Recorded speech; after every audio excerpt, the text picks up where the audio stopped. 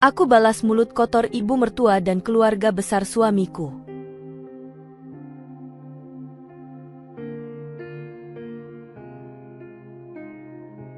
Mas, kira-kira kapan Mas bisa pulang? Soalnya uang buat kebutuhan rumah sudah habis, Mas, tanyaku dengan suara pelan, mencoba menahan rasa cemas. Iya, Dek. Mas ini kebetulan lagi lembur terus. Mudah-mudahan minggu depan Mas bisa pulang, jawab Mas Yusuf, nadanya terasa berat, seolah beban di pundaknya tak pernah surut. Aku menghela napas panjang. Yudah, Mas. Soalnya, jujur, Ade sudah bingung mau pinjam uang ke siapa lagi. Iya Dek, Mas janji segera pulang, katanya pelan. Yudah Mas, hati-hati kerjanya, kataku sambil menutup telepon. Hari itu, aku terduduk di sudut dapur, memandang sisa-sisa beras yang tinggal segenggam. Perutku terasa kosong, tapi aku lebih khawatir dengan anak-anakku yang akan segera terbangun dan meminta makan. Uang belanja sudah habis sejak 3 hari lalu, dan hutang di warung sudah menumpuk. Aku tak tahu harus bagaimana lagi. Di rumah ini, aku bukan hanya ibu, tapi juga ayah ketika Mas Yusuf, suamiku, bekerja jauh di luar kota sebagai kuli bangunan. Aku memang tak pernah suka menambah beban Mas Yusuf dengan keluhanku. Dia sudah berjuang keras di sana, tapi kenyataan di rumah tak bisa kututupi. Setiap hari adalah perjuangan. Anak-anak yang butuh makan, biaya sekolah, dan kebutuhan rumah tangga terus menumpuk sementara penghasilan Mas Yusuf yang tak menentu membuat kami seringkali kekurangan. Sejenak aku teringat masa-masa awal pernikahan kami. Kala itu, hidup memang tak mudah, tapi cinta di antara kami begitu kuat. Oh iya, namaku Lia, seorang gadis desa yang menikah dengan Mas Yusuf atas dasar cinta yang tulus. Kami yakin, dengan saling mendukung, kami bisa menghadapi segala kesulitan. Namun, seiring berjalannya waktu, hidup tak pernah memberikan kemudahan seperti yang kami harapkan. Mas Yusuf, yang awalnya bekerja sebagai buruh serabutan, akhirnya mendapat pekerjaan sebagai kuli bangunan. Penghasilannya yang sedikit memaksanya merantau keluar kota. Dan aku, yang harus mengurus rumah dan anak-anak, menjadi semakin kewalahan ketika satu demi satu anak kami lahir. Sekarang, kami memiliki 6 anak, dan jarak antara mereka sangat berdekatan. 5 di antaranya lahir dalam waktu yang berdekatan, sementara si bungsu lahir sebagai sepasang kembar. Anak pertama kami, Nasya, sudah berusia 15 tahun dan sekarang bersekolah di kelas 1 SMA. Ia adalah tulang punggungku di rumah ketika aku harus bekerja sebagai buruh cuci di rumah-rumah tetangga. Aku tahu, aku tak bisa terus-menerus bergantung pada Mas Yusuf. Dengan penghasilan yang sangat sedikit, aku harus mencari cara untuk membantu keuangan keluarga.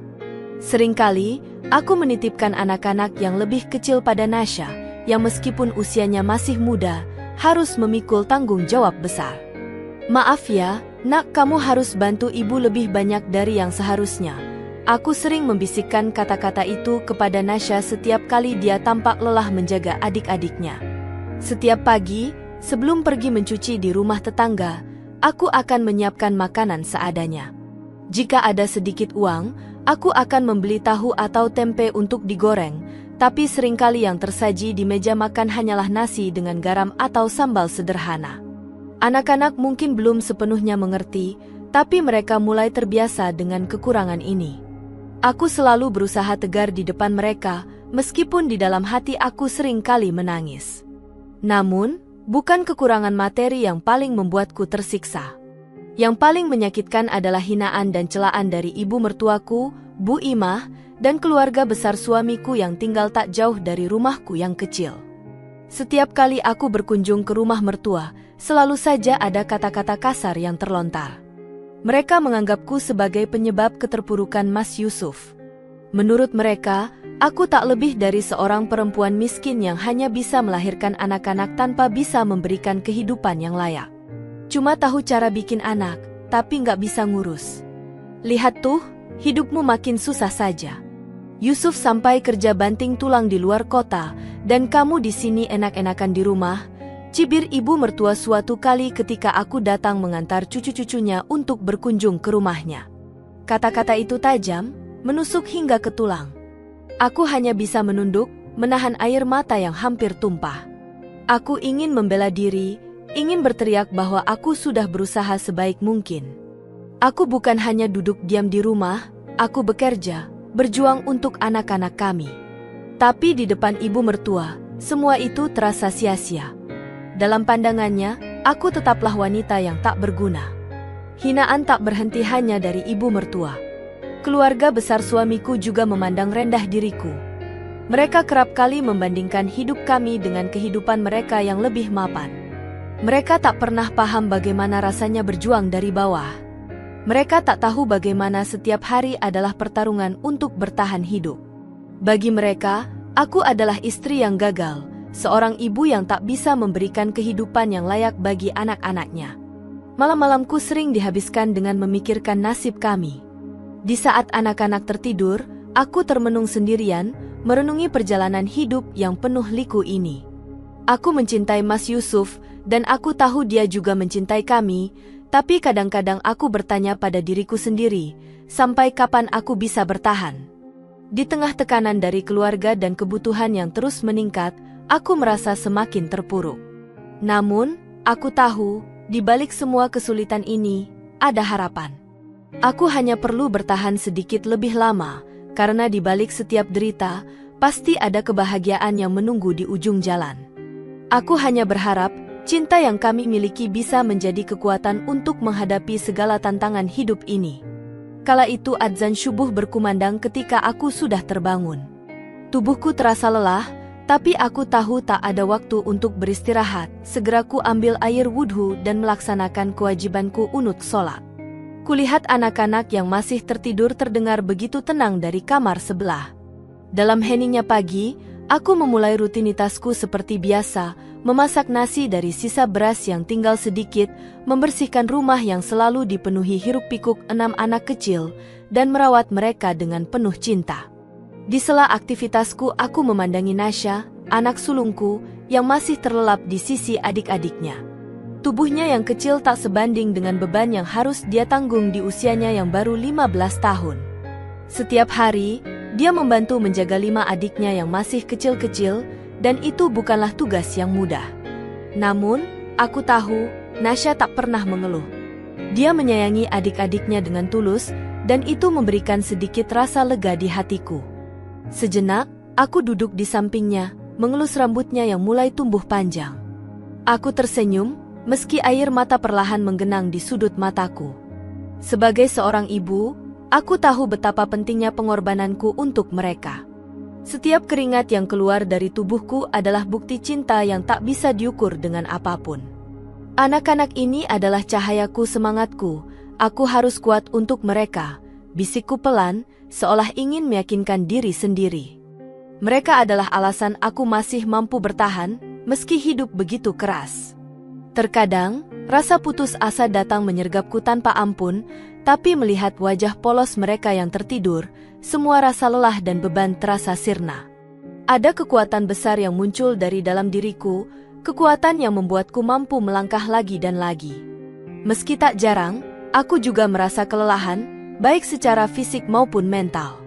Namun, aku tak pernah bisa menyerah. Setiap kali aku merasa tak sanggup, aku teringat pada mereka. Nasya, yang meski muda, sudah begitu pengertian. Kemudian ada Rafka dan Rafik, anak kembar yang penuh semangat tapi juga seringkali membuat rumah jadi berantakan. Mereka semua adalah alasanku untuk tetap berjuang. Kebahagiaan mereka adalah setiap kali ayahnya pulang, meski membawa sedikit uang, kebersamaan dengan ayahnya membuat mereka bahagia meski uang yang suamiku dapatkan langsung habis hanya untuk kebutuhan dasar kami. Tak jarang aku harus memutar otak, bagaimana caranya agar uang yang sedikit itu bisa mencukupi semua kebutuhan anak-anak. Kadang, aku terpaksa harus menahan lapar agar bisa memberikan makan lebih banyak untuk anak-anak. Aku tahu suamiku sudah berusaha sebaik mungkin. Dia juga sama sepertiku, berjuang untuk keluarga kecil kami. Setiap kali pulang, meskipun wajahnya terlihat lelah, aku bisa merasakan cintanya yang tulus untuk kami. Ketika dia menggenggam tanganku dengan erat dan berkata, "Maaf, Dek, uangnya hanya segini. Tapi Mas janji, Nanti Mas akan cari tambahan biar kita nggak kekurangan lagi. Aku tahu betapa besar pengorbanannya. Seringkali aku berpikir, apa yang membuat kami begitu bertahan dengan segala kesulitan ini? Mungkin karena cinta. Cinta yang kami jalin sejak awal pernikahan, yang kini berkembang menjadi kekuatan untuk terus melangkah meski badai menghadang. Kami tak punya banyak harta, tapi kami punya cinta yang besar untuk satu sama lain. Namun di balik semua itu hinaan dari ibu mertua dan keluarga besarnya selalu ada setiap harinya. Meski aku selalu diam, itu bukan berarti aku tak merasa sedih atau marah. Setiap kali melihat hinaan dari ibu mertua dan keluarga besar Mas Yusuf, aku selalu menunduk, menahan sakit di hatiku. Mereka tak pernah menghargai perjuangan kami. Bagi mereka, aku hanyalah perempuan yang hanya bisa melahirkan anak tanpa mampu memberikan kehidupan yang layak. Kamu tuh cuma tahu cara bikin anak, tapi nggak bisa ngurus. Lihat, hidup kalian makin susah saja. Kata ibu mertua suatu hari, dengan nada tajam yang masih terngiang di telingaku. Mereka tak pernah tahu betapa kerasnya aku bekerja, betapa aku berjuang siang dan malam demi memberikan yang terbaik untuk anak-anak kami. Hinaan itu menjadi cambuk yang menyakitkan, tapi aku tak punya pilihan selain menahannya. Bagaimanapun, aku tak bisa membalas mereka, karena aku tak ingin menambah beban Mas Yusuf. Mas Yusuf selalu memintaku bersabar. Dek, jangan pikirin omongan orang. Kita ini sedang berjuang, dan yang penting kita lakukan yang terbaik buat anak-anak. Gak ada yang bisa mengerti perjuangan kita kecuali kita sendiri. Dan aku tahu, dia benar. Di balik segala kesulitan ini, aku tak pernah berhenti mencintai anak-anakku. Setiap kali mereka tertawa, bermain di depan rumah dengan riang, aku merasa semua pengorbanan ini sepadan. Meskipun aku lelah dan kadang ingin menyerah, cinta mereka memberiku kekuatan untuk terus bertahan. Setiap malam, setelah semua pekerjaan rumah selesai dan anak-anak tertidur lelap, aku selalu menyempatkan diri untuk bersujud kepada Sang Pencipta. Di saat itulah, keheningan malam menjadi satu-satunya teman yang setia mendengarkan keluh kesahku. Dalam kesunyian yang pekat, aku merendahkan diri di hadapannya, menangis dalam doa-doa yang lirih namun penuh harapan. Sujudku tak pernah hanya soal permintaan, tapi lebih dari itu, aku memohon kekuatan, agar aku mampu melewati hari-hari yang berat, agar aku tetap kuat untuk anak-anakku, dan agar suamiku, Mas Yusuf, diberikan kesehatan dan rezeki yang lebih baik. Ya Allah, hamba tahu ini adalah ujian dari MU. Tapi, Engkau Maha Pengasih, Maha Penyayang. Berikanlah hamba kekuatan, jangan biarkan hamba menyerah untuk anak-anak hamba. Bantulah suami hamba di tempat yang jauh agar ia bisa pulang dengan membawa sedikit kebahagiaan untuk kami, gumamku di setiap akhir sujud panjangku. Aku menangis, bukan karena ingin menyerah, tetapi karena rasa lelah yang menumpuk begitu berat di pundak ini. Meski begitu, dalam doa itu selalu ada ketenangan yang menyusup ke dalam hati. Ada keyakinan bahwa Tuhan tak akan membiarkan hambanya terpuruk selamanya. Setiap kali aku bangun dari sujud, hatiku terasa lebih ringan, seolah beban yang kupikul sedikit demi sedikit terangkat. Aku selalu berharap esok hari akan datang dengan sedikit keajaiban. Aku tak meminta banyak, hanya sedikit kekuatan lagi untuk bertahan. Seperti seorang pelari maraton yang kelelahan, aku butuh jeda, sebuah kesempatan untuk menghela napas, meski hanya sebentar, sebelum kembali melanjutkan lari panjang ini. Karena bagiku, pengorbanan seorang ibu tak pernah sia-sia. Mungkin sekarang aku hidup dalam kesulitan, dalam hinaan dan cemoohan, tapi aku percaya suatu saat Tuhan akan memperlihatkan balasan atas segala pengorbananku. Meski tak dihargai oleh orang lain, aku tahu, suatu hari anak-anakku akan mengerti.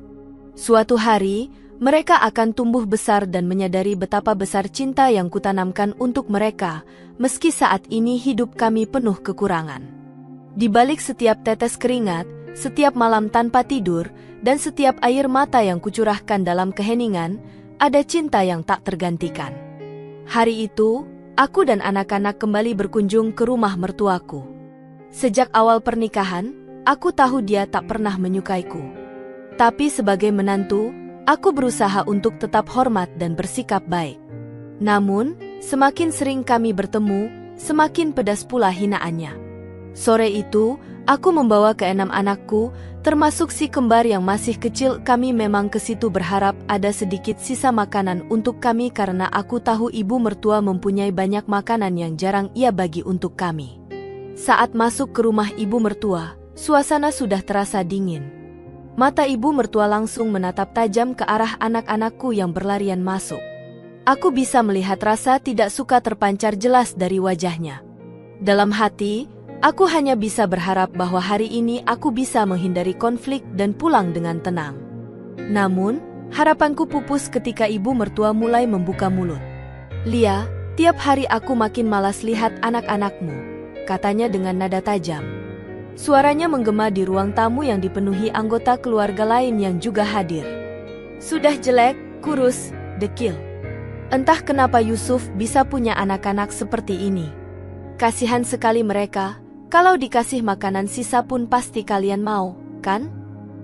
Kata-katanya menusuk hatiku seperti pisau. Jantungku berdetak kencang, tanganku gemetar, dan amarah yang sudah lama kupendam mulai membuncah. Di depan keluarga besar suamiku, ia menghina anak-anakku, darah dagingku, dengan begitu kejam. Anak-anak yang tak pernah tahu kesulitan hidup, anak-anak yang tak pernah minta dilahirkan dalam keadaan susah seperti ini. Aku menguatkan diri untuk tidak menangis. Untuk pertama kalinya, aku tak bisa membiarkan hinaan ini lewat begitu saja. "Bu, maaf, tapi anak-anak saya tidak pantas dihina seperti itu," kataku dengan nada tegas, suaraku sedikit bergetar menahan emosi. "Saya tahu kami hidup susah, tapi saya sudah berusaha sebaik mungkin untuk mereka. Mereka makan dari hasil kerja keras saya dan suami, bukan dari sisa makanan." Ruangan seketika hening. Semua mata tertuju pada kami. Ibu mertua tampak terkejut mendengar jawabanku yang tak biasanya. Namun, bukannya mereda, amarahnya malah semakin meledak. "Kamu berani bicara begitu padaku, Lia? Kamu lupa siapa yang membesarkan suamimu? Kamu pikir dengan melahirkan banyak anak, kamu jadi istri yang hebat? Anak-anakmu itu cuma beban buat Mas Yusuf. Kamu cuma bisa melahirkan tanpa bisa merawat mereka dengan layak. Mas Yusuf harus bekerja keras di luar kota, meninggalkan keluarganya karena kamu yang tidak tahu diri." Suara ibu mertua meninggi, matanya penuh kebencian. Aku tak tahan lagi. Selama bertahun-tahun, aku menahan semua cemoohan ini, tapi kali ini aku tak bisa diam. "Saya tidak pernah minta Mas Yusuf meninggalkan kami, Bu," kataku, suaraku mulai pecah. "Kami juga tidak pernah minta hidup seperti ini. Tapi saya berusaha, saya bekerja keras, saya mencintai anak-anak saya dan suami saya. Saya tahu Mas Yusuf bekerja keras di luar sana untuk kami, dan saya bersyukur atas apa yang bisa kami miliki meski sedikit. Tapi saya tidak bisa menerima ketika anak-anak saya dihina seperti ini." Suara tangisku mulai terdengar, dan aku merasa seluruh dunia seolah menekan dadaku. Aku melirik ke arah anak-anak yang memandang kami dengan tatapan bingung. Mereka mungkin tidak sepenuhnya mengerti apa yang terjadi, tapi aku tahu mereka bisa merasakan bahwa sesuatu yang tidak baik sedang terjadi. "Anak-anak saya tidak pantas diperlakukan seperti ini, Bu. Mereka berhak mendapatkan cinta dari keluarga, bukan hinaan dan cemoohan. Mungkin kami miskin, tapi kami punya harga diri." Aku menambahkan, suaraku semakin kencang. Keluarga besar suamiku, yang sejak tadi diam, mulai berbisik-bisik. Mereka mungkin tak menyangka aku bisa berbicara seberani ini. Tapi aku sudah terlalu lelah menahan semua beban ini sendirian. Ibu mertua berdiri dengan wajah merah padam. "Kamu memang menantu yang tidak tahu diri, Lia. Kamu tidak pantas masuk ke keluarga ini," teriaknya sebelum berjalan meninggalkanku begitu saja. Aku berdiri terpaku. Tanganku gemetar dan air mata mengalir tanpa bisa kutahan. Aku merasa seperti orang asing di rumah ini, rumah suamiku, rumah yang seharusnya menjadi tempatku juga. Tapi kenyataannya, aku selalu diperlakukan seperti orang luar. Setelah pertengkaran itu, aku mengajak anak-anakku segera pulang. Dalam perjalanan pulang, pikiranku dipenuhi campuran rasa marah, sedih, dan kecewa. Hatiku hancur melihat anak-anakku dipandang sebelah mata oleh keluarga suamiku, padahal mereka tak pernah meminta hidup dalam kesusahan seperti ini. Di rumah, saat aku mendudukkan diri di lantai ruang tamu yang kosong, aku menangis sendirian. Tangisan yang tak bisa kutahan lagi setelah bertahun-tahun memendam segala rasa sakit. Mas Yusuf, suamiku, jauh di kota lain, bekerja keras tanpa mengetahui betapa sulitnya aku bertahan sendirian di sini, menghadapi penghinaan dan ketidakadilan dari keluarganya. Ya Allah, apakah aku salah telah memperjuangkan mereka? Tanyaku dalam isak tangis. Tapi di tengah keputusasaan itu, aku melihat anak-anakku yang bermain di luar, tertawa tanpa beban, seolah dunia mereka penuh kebahagiaan. Meski aku dihina, aku tak pernah berhenti mencintai mereka.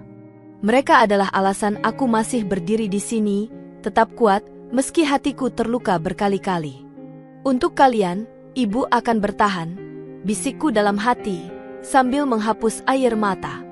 Aku tahu, meski semua orang di dunia ini menghina dan merendahkan, cinta seorang ibu tak pernah bisa diremehkan. Di tengah semua kesulitan yang kami hadapi, sebuah kabar datang yang membangkitkan harapan sekaligus menimbulkan kekhawatiran di hatiku. Suatu malam, Mas Yusuf menelepon dari kota tempatnya bekerja. Suaranya terdengar sedikit berbeda. Ada campuran antara kegelisahan dan harapan yang bisa kurasakan meskipun jarak kami jauh.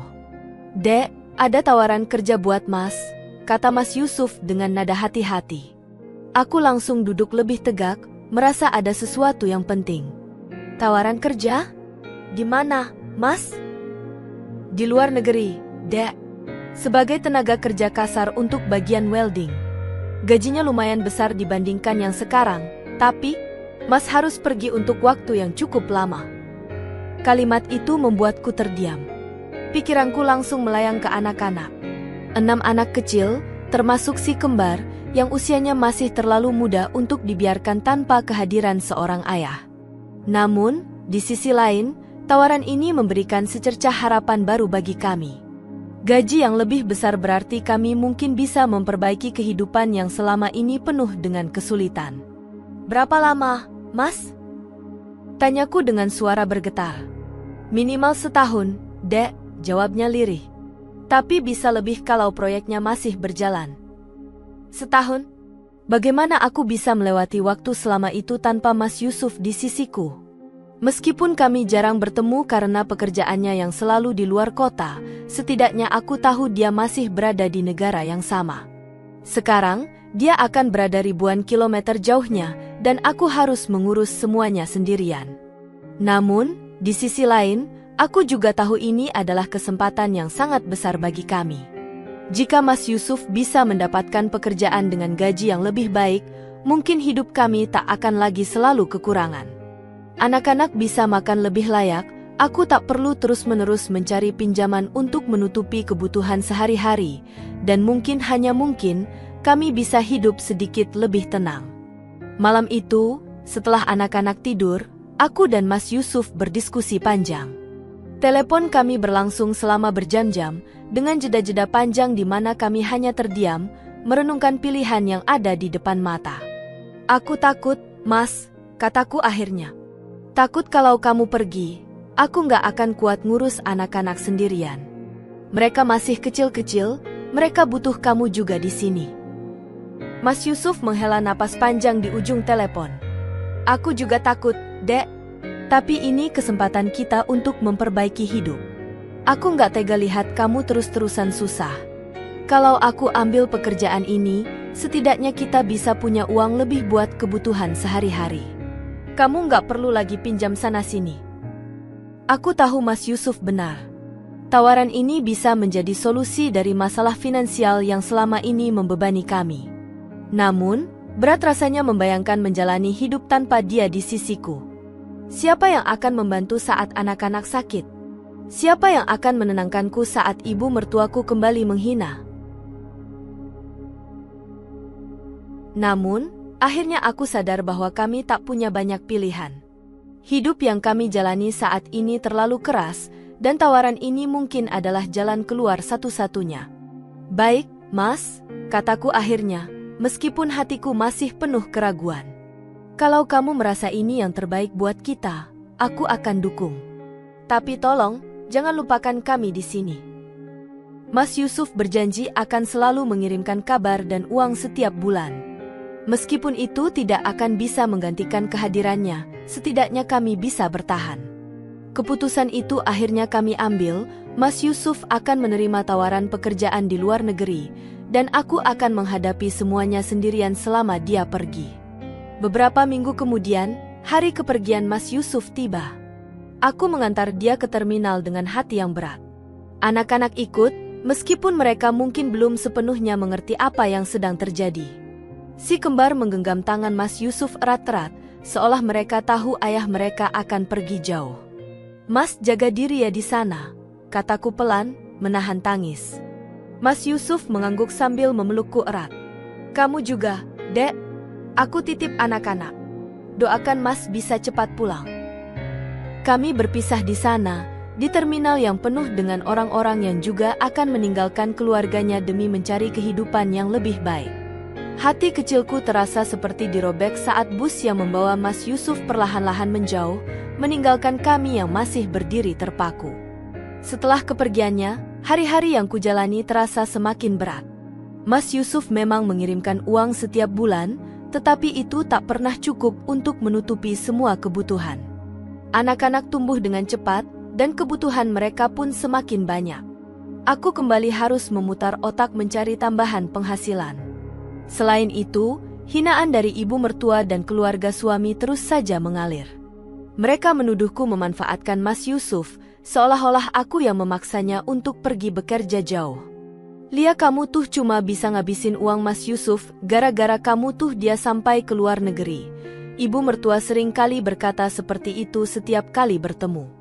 Tak ada satu hari pun yang berlalu tanpa air mata. Aku merasa seolah-olah beban dunia ada di pundakku.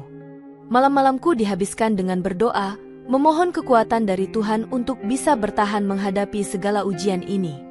Namun, meskipun kesulitan semakin terasa, aku tahu ini adalah pengorbanan yang harus kami jalani demi masa depan yang lebih baik. Aku hanya bisa berharap bahwa suatu hari, semua ini akan terbayar, dan aku serta anak-anak bisa hidup dengan lebih tenang. Setiap kali melihat anak-anakku tertawa atau belajar di rumah, aku menemukan kembali kekuatan untuk melanjutkan hidup. Mereka adalah alasan aku bangun setiap pagi dan berjuang, meskipun tanpa kehadiran Mas Yusuf di sisiku. Dan meskipun perjalanan ini berat, aku percaya bahwa kami akan bisa melewati semuanya bersama-sama. Setelah setahun penuh perjuangan yang terasa begitu panjang dan berat, akhirnya secercah harapan mulai tampak.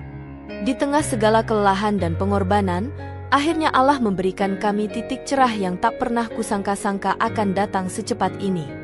Mas Yusuf kembali pulang ke rumah. Sore itu, pintu rumah terbuka dan aku melihat sosok suamiku berdiri di sana dengan senyum yang tak pernah kulihat sebelumnya. Senyum penuh kebanggaan dan kelegaan. Mas Yusuf kembali dengan membawa hasil dari kerja kerasnya di luar negeri. Dia berhasil mengumpulkan uang yang cukup banyak, lebih dari yang kami bayangkan. Dengan hati-hati, dia mengeluarkan segepok uang yang ditabung selama setahun terakhir, hasil dari kerja keras dan pengorbanannya selama jauh dari kami. "Ini buat kita, Dek. Aku mau kita mulai hidup baru," katanya dengan suara yang bergetar, tak kuasa menahan emosi. Kami duduk bersama malam itu, berdiskusi panjang tentang masa depan yang kini terasa lebih jelas. Mas Yusuf memutuskan untuk tidak lagi bekerja jauh dari rumah. Dengan uang yang dia bawa, dia ingin membuka usaha yang sesuai dengan kemampuannya. Mas Yusuf memang sejak dulu pandai dalam hal pertukangan, dan dia memutuskan untuk membuka usaha mebel. Meskipun itu keputusan besar, aku mendukungnya sepenuh hati. Kami berdua tahu ini adalah kesempatan kami untuk mengubah nasib. Bersama-sama, kami mulai merancang usaha kecil itu dari rumah. Mas Yusuf membuat berbagai macam furnitur, mulai dari kursi, meja, hingga lemari, semuanya dikerjakan dengan penuh kerja keras. Dalam waktu 6 bulan, usaha mebel Mas Yusuf berkembang pesat. Pesanan mulai berdatangan, tidak hanya dari tetangga sekitar, tetapi juga dari luar kota. Nama Mas Yusuf mulai dikenal karena kualitas hasil karyanya yang apik dan harga yang terjangkau. Kami bahkan harus mempekerjakan beberapa orang untuk membantu memenuhi permintaan yang semakin meningkat. Siapa yang menyangka, usaha kecil itu bisa membawa begitu banyak perubahan dalam hidup kami. Sementara itu, ada kabar lain yang membuat hatiku semakin lega. Nasya, putri sulung kami yang baru saja lulus SMA, mendapatkan beasiswa kuliah di luar negeri. Ini semua berkat kecerdasan dan ketekunannya. Selama bertahun-tahun, Nasya sering mengikuti olimpiade dan lomba akademik, mewakili sekolahnya, dan berkali-kali membawa pulang gelar juara. Jerih payahnya akhirnya terbayar. Beasiswa itu mencakup semua biaya kuliah, bahkan memberikan uang pendidikan tambahan serta hadiah untuk kebutuhan rumah tangga kami. Betapa bangganya aku melihat Nasya, yang dulu lahir di tengah segala keterbatasan, kini berhasil menggapai mimpi-mimpinya. Hidup kami perlahan membaik. Rumah kecil kami yang dulu sering kekurangan kini dipenuhi dengan tawa dan kebahagiaan. Anak-anak bisa makan dengan layak, dan tidak ada lagi rasa khawatir tentang bagaimana kami akan memenuhi kebutuhan esok hari.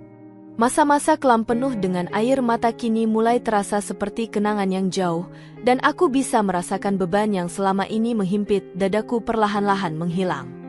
Yang paling mengejutkan adalah perubahan sikap dari mertua dan keluarga besar Mas Yusuf. Mereka yang dulu selalu memandang rendah dan menghina kami, kini datang meminta maaf. Ibu mertua, yang selalu merendahkanku dan anak-anak, akhirnya menyadari bahwa kami bukanlah beban seperti yang dulu ia pikirkan. "Lia, maafkan ibu. Ibu salah menilai kamu selama ini," kata ibu mertua suatu hari saat dia berkunjung ke rumah kami. Air matanya mengalir deras, penuh dengan penyesalan. Aku tersenyum lembut, meskipun luka-luka lama masih tersisa. "Tak apa, Bu. Semua ini sudah berlalu. Yang penting sekarang kita bisa hidup lebih baik." Ibu mertua pun memelukku erat, sesuatu yang dulu tak pernah ia lakukan. Keluarga besar Mas Yusuf pun mengikuti jejaknya, meminta maaf dan mengakui bahwa mereka salah telah meremehkan kami selama ini. Mereka melihat bagaimana kami berjuang, bagaimana Mas Yusuf pulang dengan keberhasilan, dan bagaimana anak-anak kami tumbuh menjadi generasi yang lebih baik. Aku tidak pernah menyimpan dendam, karena di balik segala hinaan dan rintangan yang pernah kami hadapi, aku tahu itu adalah bagian dari perjalanan hidup yang harus kami lewati. Tanpa kesulitan itu, mungkin kami tak akan pernah bisa merasakan manisnya kemenangan ini. Kini, hidup kami telah berubah. Mas Yusuf dengan usaha mebelnya yang semakin sukses, Nasya yang akan segera melanjutkan studinya di luar negeri, dan anak-anak yang tumbuh dengan penuh cinta. Aku tak lagi merasa sendirian dalam menghadapi hidup ini, karena kami telah berhasil melewati badai bersama-sama. Aku tahu, di masa depan, akan ada lebih banyak tantangan yang harus kami hadapi. Tapi aku juga tahu, selama kami bersama, tidak ada yang tidak bisa kami lewati. Hidup kami mungkin dimulai dari titik terendah, tetapi kami berhasil bangkit. Ini bukan hanya tentang keberhasilan ekonomi atau materi, tapi tentang kekuatan cinta dan keteguhan hati dalam menghadapi hidup. Dan itu adalah hal yang tak ternilai.